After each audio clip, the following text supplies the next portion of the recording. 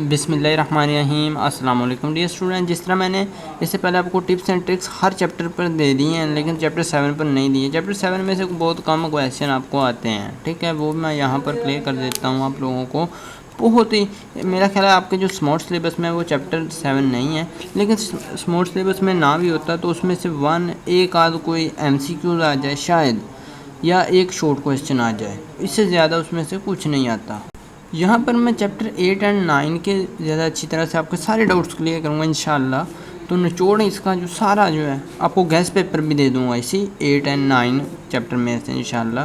तो guest paper में से आपका हो सकता आ जाएगा।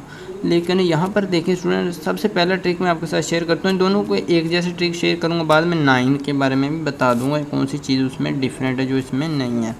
अब चैप्टर 8 में क्या है कि आपने सारे लेक्चर देखे होंगे, आपने देखा होगा मैंने प्रोबेबिलिटीज़ फाइंड आउट की हैं, ठीक है। फ़र्क क्या है, यहाँ पर हमने सिर्फ और सिर्फ एक चीज़ की प्रोबेबिलिटी फाइंड की है कि एक हेड सेलेक्ट करने की, ठीक है। यहाँ पर क्या था हमारे पास, यहाँ पर हमने उसकी सारी डिस्ट्रीब्यूशन फाइंड आउट की है, ठीक है, चैप्टर 9 में। अब चैप्टर 8 एंड 9 में जो कॉमन चीज़ें यूज़ हुई हैं वो मैं आपके साथ शेयर कर लेता हूँ यहाँ पर। क्या इसका है ये, और आपको ये बात सॉरी, बल्कि 6 में हमने सिंगल प्रोबेबिलिटी फाइंड आउट की है। जो चैप्टर 8 एंड 9 में हमने डिस्ट्रीब्यूशन ही फाइंड आउट की है। अब इनमें जो कॉमन चीज़ एक पहले नंबर पर है, वो साथ आपको ये भी बता दूं, वीडियो का एंड आपने लाजमी देखना है, ठीक है। बेशक स्टार्ट में अगर आप स्किप करना चाहें तो कर सकते हैं, लेकिन एंड पे मैं आपके साथ एक बहुत ही इंपॉर्टेंट चीज़ शेयर करूँगा वीडियो के, इसी वीडियो के एंड पर, ठीक है। इससे पहले मैंने कैलकुलेटर पर वीडियो बनाई, वो लाजमी देख लेना, उसमें मैंने बहुत कुछ बताया आपको कैलकुलेटर पर सॉल्व करने के लिए। अब चैप्टर 8 में क्या होता है कि हमारे पास कई बार पूछता है कि आप प्रोबेबिलिटी फाइंड आउट करें लेस देन, ठीक है, लेस देन 4 की डिस्ट्रीब्यूशन आपने बनानी है। अब लेस देन 4 का मतलब है 4 से लेस। कई बार पेपर में चेकिंग में ये भी आता है, मैं आपको स्टूडेंट यहाँ पर बता दूँ कि स्टूडेंट पहले फाइंड आउट करते हैं 0 की प्रोबेबिलिटी, ठीक है, फिर 1 को रखते हैं, फिर 2 को रखते हैं, फिर 3 को, फिर 4 को, बट 4 को रखना पॉसिबल नहीं है, ठीक है। जब आपको लेस देन 4 का कहेगा तो इसका मतलब होगा कि 4 से लेस। फर्ज करें एक्स एक वेरिएबल है विच इज़ लेस देन 4। अगर एक्स लेस देन 4 है तो इसका मतलब है ये 1 2 0 1 2 3 तक जाएगा या 1 2 3 तक जाएगा, ठीक है। अब अगर मोर देन कह देता है तो भी 4 से बड़ा होगा, यानी 5 आएगा, 6 आएगा, 7 आएगा, 8 आएगा, लेकिन 4 शामिल नहीं होगा। अगर आपको कह देता है less than or equal to, ठीक है, फिर इसमें 4 शामिल होगा। इसमें क्या आएगा, 0 आएगा, 1 आएगा, 2 आएगा, 3 आएगा और 4, ठीक है। तो ये भी उम्मीद है आपका डाउट्स क्लियर हो चुका होगा। अब कई बार आता है कि आपको प्रोबेबिलिटी दे देता है 2 टेल टेस्ट के लिए, ठीक है। 2 टेल टेस्ट के बारे में आप इंशाल्लाह सेकंड ईयर में मुझसे ही पढ़ेंगे। उसके चैप्टर 2 टेल टेस्ट में सेकंड ईयर का 12th चैप्टर या एस्टिमेशन का, उसमें आप पढ़ेंगे। अब कई बार ये दे देता है हमारे पास 2 वे, ठीक है। इसमें एक वैल्यू छोटी होती है, एक बड़ी होती है। जो छोटे वाली होती है इसको A बोलते हैं, जो बड़े वाली होती है वो B होती है। अब कई बार क्या होता है कि इधर बड़ी वाली दे देता है और इधर छोटे वाली दे देता है। यहाँ पर कंफ्यूज आपने नहीं होना, ठीक है। अब यहाँ पर आपको जब भी इस तरह की देगा तो फिर साइन आपको ये वाले नहीं देगा, फिर आपको साइन भी उल्टा देगा, इस तरह दे देगा, ठीक है, इस तरह नहीं देगा, साइन भी उल्टा देगा। अब यहाँ पर A कौन सा है, यहाँ पर B कौन सा है। कई स्टूडेंट जब मैं क्लास में करवाता हूँ तो इसको A ही मान लेते हैं, बट A ये नहीं है, A छोटे वाला होगा हमेशा, ठीक है, B बड़े वाला होगा। अब A B मैं क्यों कह रहा हूँ, क्योंकि ये इज इक्वल टू होता है, आपको पता है, आपने पहले भी इसे सोल्व किया है। अगर तो आपके पास ये प्रोबेबिलिटी फाइंड आउट करने को कह रहा है तो आपने क्या करना है, 4 एंड 2 के बिटवीन वाली प्रोबेबिलिटी निकाल लेनी है। 2 एंड 4 के बिटवीन क्या आ रहा है, 3 आ रहा है, तो ये इज इक्वल टू होगा probability of x is equal to 3। अगर आपके पास ये फंक्शन आ जाता है तो फंक्शन में क्या होगा, f of a plus f of b divide by 2 multiply by base, ठीक है। अगर आप गलत तरीके से करेंगे, A किसी और को रख लेंगे, B किसी और को रख लेंगे, तो भी आपका क्वेश्चन गलत हो जाएगा। उसके बाद एक लफ्ज़ बहुत ही इस्तेमाल होता है ज़्यादा आपकी फ़र्स्ट ईयर में भी सेकंड ईयर में भी, एट लीस्ट, और दूसरा होता है एट मोस्ट, ठीक है। मैं आपको जितना भी गाइड करूँगा अपने हिसाब से करूँगा, सही गाइड करूँगा। एट लीस्ट का मतलब होता है कम अज़ कम, पहले एटलीस्ट की बात कर लेते हैं, ठीक है। एटलीस्ट का मतलब होता है कम अज़ कम।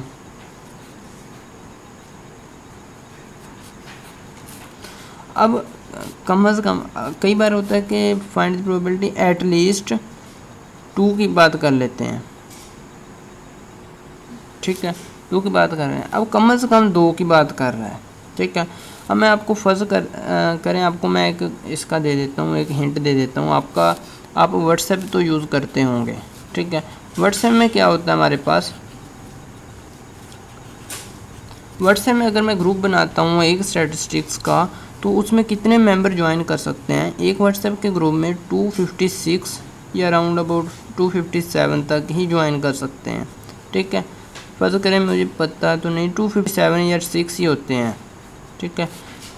तो 256-7 तक ही ज्वाइन कर सकते हैं। अब मैं ये भी कह सकता हूँ कि एट लीस्ट, अब ग्रुप आप जब भी ज्वाइन बनाएंगे व्हाट्सएप का, तो वो आपको कहेगा कि इसमें 2 मेंबर ऐड करें तो फिर ग्रुप बनेगा, ठीक है। इसमें कम से कम 2 मेंबर होंगे तो ग्रुप बनेगा। अब इस ग्रुप की अगर मैं एग्जांपल ले लूँ, मिसाल ले लूँ, तो इसमें क्या होगा, एटलीस्ट 2 मेंबर होंगे, यानी कि कम से कम 2 मेंबर होंगे तो ये ग्रुप बनेगा, ठीक है। 2 लाजमी होने चाहिए, इसका मतलब है। अब एट मोस्ट की बात कर लेते हैं। एट मोस्ट में क्या आएगा कि ज़्यादा से ज़्यादा कितने होंगे, 257। अब 257 से कम हो सकते हैं, लेकिन हद इसकी उसने फ़िक्स कर दी है कि 257 ही होंगे। इससे कम हो सकते हैं लेकिन इससे ज़्यादा नहीं हो सकते, ठीक है। अब उम्मीद करता हूँ आपको एटलीस्ट एट मोस्ट का पता चल गया होगा। एटलीस्ट में क्या होता है, 2 लेने या 2 से ज़्यादा। अब ग्रुप बनाते हुए 2 मेंबर चाहिए, ये 2 से ज़्यादा होंगे भी तो ग्रुप बन जाएगा, ठीक है। लेकिन एट मोस्ट में क्या होगा, एक हद उसने फिक्स कर दी है कि इससे नीचे हो सकते हैं लेकिन इससे ऊपर नहीं हो सकते। और इसमें एटलीस्ट में इसकी हद ये मुकर्रर की है उसने कि 2 हो सकते हैं, 2 से कम नहीं लेने, कम अज़ कम, यानी कि इतने तो लाजमी होने चाहिए, ठीक है। आप व्हाट्सएप के एग्जांपल को बड़े अच्छे से यूज़ कर सकते हैं पेपर को सोल्व करने के लिए। नेक्स्ट आ जाता हूँ मैं यहाँ पर क्या करते हैं। नेक्स्ट हमारे पास एक ट्रिक है कि जब हमने प्रोबेबिलिटी फाइंड आउट करनी है, तो उसमें कई बार हमें कहता है कि इसका मीन फाइंड आउट करें, या कहता है एक्सपेक्टेशन ऑफ एक्स या वाई, जो भी वेरिएबल हमारे पास चल रहा है, ठीक है, या ई ऑफ वाई चल रहा है, जो भी चल रहा है। ये इक्वल तो नहीं होगा, लेकिन यानी कि y चल रहा है तो y यूज़ होगा, x चल रहा है तो x यूज़ होगा। ये होता है हमारे पास एक्सपेक्टेशन। e का मतलब होता है एक्सपेक्टेशन, ठीक है। e को हम कन्वर्ट कर देते हैं समीशन में, सिग्मा में, ठीक है। इसका सिंपली ट्रिक मैं आपको दूंगा। तो ये होता है समीशन ऑफ x, वही वेरिएबल यहाँ पर डाल दिया जाता है, ठीक है, इनटू प्रोबेबिलिटी ऑफ x। ये एक प्रॉपर्टी है। सेकंड प्रॉपर्टी भी मैं आपके साथ शेयर कर देता हूँ। इसकी सिर्फ 2 प्रॉपर्टी हैं। जिसको ये 2 प्रॉपर्टी याद हो जाती हैं ना, तो वो अच्छी तरह से एक्सपेक्टेशन के बारे में अच्छे से क्वेश्चन भी कर सकते हैं, जितना मर्जी मुश्किल आ जाए। अब इसकी सेकंड प्रॉपर्टी भी इसी तरह ही है, मैं वो भी शेयर करूँगा। अब ये वेरिएबल आपने इसी तरह, ये जो ई है, ई को बना लेना सिग्मा समीशन, ठीक है, और ये वेरिएबल साथ इसी तरह लिख देना। लेकिन प्रोबेबिलिटी सिंगल वेरिएबल की आएगी, यानी कि वाई की ही आएगी। सिंगल वेरिएबल क्यों कह रहा हूँ मैं आपको बताता हूँ। यहाँ पर सेकंड प्रॉपर्टी के ज़रिए फर्ज करें अगर ई ऑफ एक्स स्क्वायर आ जाता है, ये वाला फाइंड आउट करें, ठीक है, यह आ जाता है ई ऑफ वाई स्क्वायर, वो भी आपने इसी तरह करना है। चलिए मैं एक बता देता हूँ, आप ये भी इसी तरह करेंगे। अब ये जो आपका ई है, ये सिग्मा में ही कन्वर्ट हो जाएगा, जिस तरह मैंने ऊपर किया, कन्वर्ट हो गया सिग्मा में। इसको मैं यानी कि खोल रहा हूँ इसको, ठीक है, तो साथ उसके मैंने जिस तरह का ये एक्स वेरिएबल यही आ जाएगा। अब ये वेरिएबल इसी तरह आ जाएगा एक्स स्क्वायर, ठीक है। और इम्पोर्टेंट चीज़ मैं आपको बताता हूँ नेक्स्ट, लेकिन प्रोबेबिलिटी सिंगल वेरिएबल की आएगी। सिंगल वेरिएबल मैंने क्यों कहा यहाँ पर भी कि यानी कि जो वेरिएबल यूज़ हो रहा है, जिस तरह यहाँ एक्स स्क्वायर यूज़ हो रहा है, लेकिन प्रोबेबिलिटी एक्स की ही आएगी, ठीक है। अगर फ़र्ज़ करें आपके पास पावर आ रही है ई ऑफ एक्स की पावर 3, ठीक है, एडवांस में बता रहा हूँ, आपके यहाँ इतना नहीं है। अब यहाँ पर क्या आएगा, ये समीशन में कन्वर्ट हो जाएगा और इसकी आ जाएगी पावर x3, लेकिन प्रोबेबिलिटी हमेशा सिंगल वेरिएबल x की ही आएगी। उम्मीद है आप एक्सपेक्टेशन के रिलेटेड ये क्वेश्चन सोल्व कर लेंगे। अब सेकंड बात आती है, जब हम इसे यहाँ तक खोल लेते हैं, बस यहाँ तक काम चल ही नहीं जाता, यानी कि नेक्स्ट भी इसे सोल्व करना होता है। यहाँ तक काम करने के बाद इम्पोर्टेंट चीज़ है कि आपको ये वाला कॉलम टेबल में बनाना होता है। मैंने फर्स्ट ईयर में भी बताया और सेकंड ईयर में भी बताया हुआ है। सेकंड ईयर के लेक्चर ऑलरेडी अपलोड हैं, वो इंशाल्लाह आप जब सेकंड ईयर में होंगे तो साथ ही देखना शुरू कर देना, आपकी अच्छे से प्रिपरेशन हो जाएगी। अब यहाँ पर जब भी आपके पास सिग्मा आएगा, जहाँ पर भी समीशन आएगा, जहाँ पर भी आएगा, ये देखिए यहाँ पर भी आ रहा है, तो इसको मैं कर देता हूँ। ये वाला सिग्मा के साथ जो कुछ भी लगा होगा वो आपके कॉलम में लाजमी होना चाहिए। जिस तरह x square into probability of x है, ये आपके टेबल में लाजमी होना चाहिए। अगर ये कॉलम होगा तो ही हम इसका सम फाइंड करेंगे ना, ठीक है। अब इसका फाइंड आउट करना है सम, तो ये कॉलम होगा तो ही सम फाइंड आउट करेंगे, ठीक है। ये भी आपको थोड़ी बहुत इसकी नॉलेज होनी चाहिए। चलिए अब इसके नेक्स्ट ट्रिक की तरफ चलते हैं। नेक्स्ट ट्रिक क्या है कि नेक्स्ट आपको कई बार कहता है कि मीन फाइंड आउट करें, mean of x using probability distribution को यूज़ करते हुए फाइंड करना। मीन ऑफ एक्स हमेशा इक्वल होता है ई ऑफ एक्स के, ठीक है। और ये ऑलरेडी हमने डिस्कस कर लिया, ये होता है summation of x into probability of single variable x, okay. तो ये आपने फाइंड आउट करना होता है। लेकिन जब आ जाती है बात हमारे पास हाइपर जियोमेट्रिक डिस्ट्रीब्यूशन की, ठीक है। हाइपर जियोमेट्रिक डिस्ट्रीब्यूशन क्या होती है, बाइनोमियल डिस्ट्रीब्यूशन क्या होती है, ये वाला बाइनोमियल डिस्ट्रीब्यूशन का पोर्शन था जितना हमने सॉल्व किया। हाइपर जियोमेट्रिक डिस्ट्रीब्यूशन का भी मैं आप लोगों को बता देता हूँ, और बाइनोमियल एंड हाइपर जियोमेट्रिक में डिफरेंस क्या है ये भी बता देता हूँ। देखिए स्टूडेंट, बाइनोमियल में क्या होता है कि हमें वो कह देता है कि आपने प्रोबेबिलिटी डिस्ट्रीब्यूशन बनानी है कि 3 हेड्स हमने सेलेक्ट किए हैं, ठीक है। ये बाइनोमियल का मैं लिख भी देता हूँ यहाँ पर, बाइनोमियल, ताकि अक्सर स्टूडेंट मुझसे पूछते हैं कि सर हमें कैसे पता चलेगा पेपर में हाइपर जियोमेट्रिक कौन सी होती है और बाइनोमियल। तो मैं वहाँ पर आपको हर एक को नहीं आंसर कर सकता, लेकिन यहाँ पर मैं बता देता हूँ हाइपर जियोमेट्रिक डिस्ट्रीब्यूशन, ठीक है। बाइनोमियल में क्या होता है कि हमें कह देता है कि 3 हेड सेलेक्ट किए गए हैं, उनकी प्रोबेबिलिटी डिस्ट्रीब्यूशन बनाएं। फर्ज करें 2 बोर्ड्स सेलेक्ट किए गए हैं और वो डिफेक्टिव हैं, ठीक है, इनकी डिस्ट्रीब्यूशन बनाएं। लेकिन जो हमारे पास हाइपर जियोमेट्रिक डिस्ट्रीब्यूशन होती है, ये छोटा सा फ़र्क है जिससे आप पहचान सकते हैं कि ये हाइपर जियोमेट्रिक है या बाइनोमियल डिस्ट्रीब्यूशन है। हाइपर जियोमेट्रिक डिस्ट्रीब्यूशन में आपको सिर्फ और सिर्फ इतना ही कहेगा कि हमने 5 एक बैग है या कुछ भी है, ठीक है। बैग में से कितनी बॉल्स हैं, 12 बॉल्स हैं फ़र्ज़ करें, ओके। फ़र्ज़ करें ये 12 बॉल्स हैं, इसमें से हमने 5 सेलेक्ट की हैं। कुछ इसमें से रेड हैं, कुछ इसमें से ब्लू हैं, कुछ येलो हैं, ठीक है। इसमें से 5 सेलेक्ट की हैं, तो आपने इसकी डिस्ट्रीब्यूशन बनानी है। अब हमें नहीं पता 5 कौन सी हैं, ठीक है। 5 इसमें से हो सकता है 2 रेड हों, 2 येलो हों और 1 ब्लू हो सकता है, कोई भी सिचुएशन हो सकती है। लेकिन इसमें हमें कम्प्लीटली बता देता है कि आपने 3 हेड सेलेक्ट करने हैं, 2 बॉल सेलेक्ट करने हैं, 5 बॉल सेलेक्ट करनी है, यानी कि 5 रेड बॉल ही सिलेक्ट करनी है, इसमें बता देगा आपको। लेकिन इसमें नहीं बताएगा कि 5 रेड ही सिलेक्ट करने हैं, इसमें कहेगा कि 5 सेलेक्ट की गई हैं, हो सकता है वो रेड हों, उनकी आपने प्रोबेबिलिटी डिस्ट्रीब्यूशन बनानी है। तो आप इसका सिंपली ये भी मतलब ले सकते हैं, ये जो हमारे पास बाइनोमियल डिस्ट्रीब्यूशन होती है, इसके जो इवेंट्स होते हैं वो इंडिपेंडेंट होते हैं। अब इंडिपेंडेंट क्या होता है, डिपेंडेंट क्या होता है, ये इस पर मैंने ऑलरेडी एक वीडियो बनाई हुई है, ठीक है। तो इसके जो होते हैं हाइपर जियोमेट्रिक के, ये डिपेंडेंट होते हैं, ठीक है। देखिए ना, आपने एक बैग में से बॉल्स उठा रहे हैं, आपको नहीं पता कि कौन कौन सी आएंगी, डिपेंड कर रही हैं दूसरी बॉल पर। अब 5 आपने बॉल आंखें मीच कर निकाली हैं एक बैग से, आपको नहीं पता कौन सी निकाल रहे हैं, तो आपको ये क्या होगा कि डिपेंड करेंगे दूसरी बॉल पर भी। हो सकता है दूसरी बॉल भी सिलेक्ट हो जाएं, बट आपको जब भी इंडिपेंडेंस की बात करेगा, इंडिपेंडेंस में क्या होगा कि आपको कहेगा 3 हेड सेलेक्ट करें, 2 बोर्ड सेलेक्ट करें, और भी कई चीज़ें हैं जो आपको कहेगा कि सिलेक्ट करें, ठीक है। तो आप कह सकते हैं ये इंडिपेंडेंट है, ये डिपेंडेंट है। इंडिपेंडेंट डिपेंडेंट का भी मैंने आपको बता दिया कि ये क्या होगा हमारे पास। जो इम्पोर्टेंट एक और ट्रिक है, उससे भी आप पहचान कर सकते हैं कि या आपके पास बाइनोमियल डिस्ट्रीब्यूशन है या हाइपर जियोमेट्रिक। वो ये है कि आपको इसमें अक्सर कहेगा कि डाइस रोल किया गया है, डाई रोल किए गए हैं या डाइस।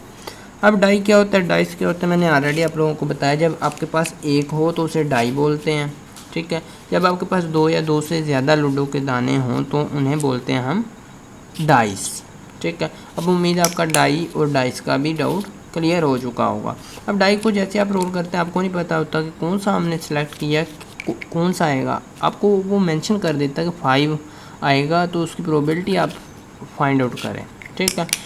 इसमें आपके पास जो बाइनोमियल डिस्ट्रीब्यूशन, इसमें कई बार ज़्यादा जो क्वेश्चन आते हैं ना स्टूडेंट, मैं आपको बता देता हूँ पेपर में, वो डाई के रिलेटेड ही आते हैं, वो बाइनोमियल डिस्ट्रीब्यूशन के होते हैं। जो आपके पास आते हैं हाइपर ज्योमेट्रिक डिस्ट्रीब्यूशन में, उसमें कभी भी आपको डाइस की बात ही नहीं करेगा, ठीक है, क्योंकि इसमें फिक्स चीज़ें होती हैं और इसमें डिपेंडेंट और ये जो आपके पास इंडिपेंडेंट होती है, ठीक है, हर एक चीज़ जो है दूसरी से आज़ाद है। बट इसमें हर एक चीज़ दूसरी चीज़ से आज़ाद नहीं है, ठीक है। तो उम्मीद है आपको इनके बारे में इतनी नॉलेज हो चुकी होगी। अब ये जो डिस्ट्रीब्यूशन बनाते हैं आप, उसका मीन इस तरह से फाइंड आउट करना है।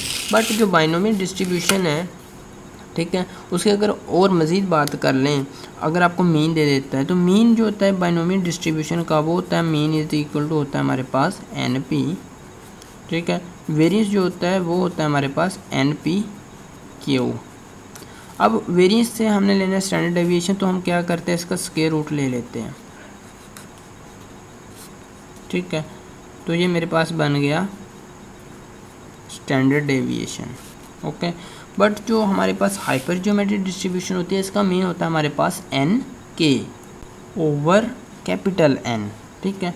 मैं लिख भी देता हूँ यहाँ पर, mean is equal to NK divide by capital N लिखना है। ये आपने गलती नहीं करनी कि ऊपर कैपिटल N डाल दें और नीचे स्मॉल n डाल दें, ठीक है। इसका जो वेरिएंस और मीन की बात कर लें, ठीक है, वेरिएंस एंड मीन, इसका वेरिएंस एंड मीन होता है हमारे पास बिल्कुल इसी को अगर हम देखें जिस तरह हमने मीन यहाँ पर बनाया था, ठीक है, बिल्कुल इसी मीन को यूज़ किया। सबसे पहले हमने देखे ना यहाँ पर जो हमने मीन यूज़ किया, जब हमने वेरिएंस बनाया तो स्टार्ट में उसका मीन भी यूज़ किया, ओके, यहाँ पर। अब यहाँ पर भी यही ट्रिक एक यूज़ करना है अपने NK divide by capital N आएगा। बस नई चीज़ इसमें क्या होगी, सिर्फ एक चीज़ आपने याद रखनी है, बाकी जो दूसरी चीज़ है वो मैं आपको बता देता हूँ। ये जो होता है हमारे पास, ये होता है पॉपुलेशन करेक्शन फैक्टर, ये आप नेक्स्ट क्लास में पढ़ेंगे, ठीक है। उसमें मैंने अच्छी तरह से ब्रीफली आप लोगों को बताया हुआ है, नेक्स्ट क्लास में पढ़ेंगे। अब आप इसे सिंपल ही याद रख सकते हैं, ये पॉपुलेशन करेक्शन फैक्टर है, capital N minus N divide by capital N minus 1। अब यहाँ पर क्या होगा हमारे पास, capital N minus K divide by capital N, simply. कई स्टूडेंट ये फार्मूला इस तरह से लिखते हैं, आप ये भी यूज़ कर सकते हैं, ठीक है। मेरे पास जो जितनी चीज़ें होती हैं, मेरे पास जितना एक्सपीरियंस मैं आप लोगों के साथ शेयर करूँगा, ठीक है। Capital N minus N divide by capital N minus 1, ये भी फार्मूला यूज़ हो सकता है, क्योंकि बाद में ये जो है इसका जो अज़ाफ़कल बन जाता है, कैपिटल N माइनस 1 हो जाता है यहाँ पर, ओके।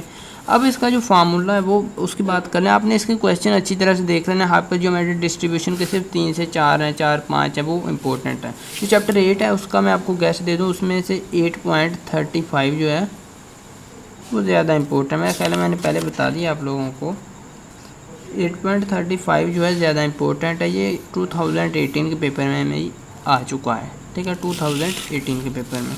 हो सकता है जो रिपीटेड क्वेश्चन होते हैं स्टूडेंट, वो उनके आने के चांसेस ज़्यादा होते हैं। कोशिश करें जो पिछले बोर्ड में रिपीट हुए हैं ना, उनको भी देख लें, और उससे पीछे वाले बोर्ड में भी अगर आपको वो आते हैं तो आप इजीली क्लियर कर सकते हैं। अगर आपको कोई क्वेश्चन नहीं आता तो प्लीज़ कमेंट में लाजमी पूछा करें, मैं कोशिश करता हूँ कि ज़्यादा से ज़्यादा आंसर कर दूँ। अब बाइनोमियल डिस्ट्रीब्यूशन का फार्मूला लिख लें, तो ये होता है हमारे पास डिस्ट्रीब्यूशन बनाते हुए capital X is equal to small x। मैं कैपिटल X स्मॉल x के क्यों इक्वल लिखता हूँ, मैंने हर क्वेश्चन में बताया, अगर आप लोगों ने मेरे लेक्चर देखे हैं, होता है NCX, मैं यहाँ पर अच्छे से लिख लेता हूँ, P power X and Q power N minus X, okay. ये आपने फार्मूला बिल्कुल सेम लिखना है। अब N क्या, N है number of sample value, X क्या वो साथ साथ चेंज होता रहेगा। प्रोबेबिलिटी ऑफ सक्सेस को P से रिप्रेजेंट करना है, Q से रिप्रेजेंट करना हमने प्रोबेबिलिटी ऑफ अनसक्सेस को, या कह लें फेलोर को, ठीक है। P सक्सेस है, क्यू हमारे पास अनसक्सेस है या कह लें फेलुअर है, ठीक है। अब इसी तरह इसके फार्मूला की बात कर लें, हाइपर जियोमेट्रिक डिस्ट्रीब्यूशन का क्या फार्मूला होता है। ये था हमारे पास के सी एक्स, ठीक है, एन माइनस के, जो ऑलरेडी आपने पढ़ा हुआ तकरीबन हर क्वेश्चन में मैंने बताया हुआ है, एन माइनस एक्स, ठीक है। यहाँ पर आएगा capital N C small N, ठीक है। अब ये फार्मूला हर क्वेश्चन में मैंने बताया। उसके बाद इसका ट्रिक जो ये है वो के सी एक्स आप लिख कर ऊपर आपने कैपिटल एन और नीचे स्मॉल एन में से माइनस कर देना है, ठीक है। कैपिटल एन में से के माइनस कर दिया और एक्स में से स्मॉल एन माइनस कर दिया। इससे आप सिंपली इसे याद रख सकते हैं। अब जो इम्पोर्टेंट चीज़ थी मैंने आप लोगों के साथ शेयर करनी थी, एक तो ये है कि सी जो है इसमें यूज़ होता है, मैं अक्सर नहीं लिखता, ठीक है। उसके लिखने की ज़रूरत नहीं है कि यहाँ पर जब भी मैं कहता हूँ कि 5C3 तो स्टूडेंट पूछते हैं पता नहीं सर ने सी कहाँ पर डाला है, तो इसका मतलब होता है 5C3, ओके। और दूसरी इंपॉर्टेंट चीज़ आपने कमेंट सेशन में आज लाजमी बता देना कि आपके बोर्ड कौन कौन से हैं, ठीक है। हो सकता है मे भी मुझे किसी पेपर की ज़रूरत पड़ जाए जो नेक्स्ट क्लास के काम आ जाएगा, ठीक है। आपने कमेंट सेक्शन में मुझे लाजमी बताना है कि हम सर लाहौर बोर्ड से हैं, हम कौन से बोर्ड से हैं, FSD बोर्ड से हैं, तो मुझे लाजमी बताना है, ठीक है। मैं कोशिश करूँगा आपको आंसर दूँ और हो सकता है आपसे पेपर भी ले लूँ। और अगर आपको कोई क्वेश्चन हो तो आपने कमेंट सेक्शन में लाजमी मुझसे पूछ लेना, मैं कोशिश करूँगा आंसर कर दूँ, अभी कर दूँगा। तो पेपर में बहुत कम टाइम रह गया है, ठीक है। मिलेंगे इंशाल्लाह नेक्स्ट वीडियो में इसी तरह की इन्फॉर्मेटिव वीडियो में। तब तक के लिए अल्लाह निगहबान।